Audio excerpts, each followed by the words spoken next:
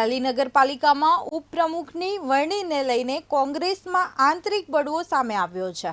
સામાન્ય સભામાં પ્રમુખની વરણી પક્ષના મેન્ડેટ મુજબ થઈ હતી, પરંતુ ઉપપ્રમુખ પદે કોંગ્રેસના 14 સભ્યોએ બળવો કરતા રાજકીય ગરમાવો સર્જાયો છે। પરંતુ ઉપપ્રમુખ પદે કોંગ્રેસના 14 સભ્યોએ બળવો કરતા રાજકીય ગરમાવો સર્જાયો છે।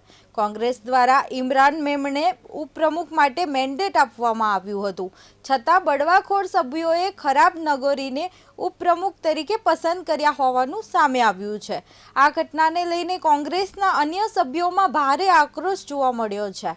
સાથે જ સાબરકાંઠા જિલ્લા કોંગ્રેસ પ્રમુખના ઈશારે સમગ્ર મામલો થયો હોવાનો આક્ષેપ પણ કરવામાં આવ્યો છે। કોંગ્રેસના સભ્યો દ્વારા પ્રદેશ પ્રમુખ સમક્ષ રજૂઆત કરવાની તેમજ જિલ્લા કોંગ્રેસ પ્રમુખના રાજીનામાની માંગ ઉઠાવવામાં આવી છે। પ્રમુખ ઉપપ્રમુખની વરણી હતી, એમાં પક્ષે 2 મેન્ડેટ આપ્યા હતા, એક હંસાબેન સગર અને એક ઇમરાનભાઈ દાણી। એના પછી ભાઈના જિલ્લા પ્રમુખના સમર્થકે બળવો કરી અને પક્ષ વિરોધી જઈ અને અપક્ષ ઉમેદવારી કરાઈ અને એને જીતાડ્યો છે। નિર્ણય તો હવે રામભાઈ સોલંકીના રાજીનામાની અમારી તો માગણી છે કે પક્ષ વિરોધી પ્રવૃત્તિ એમના સમર્થકે જ કરી છે।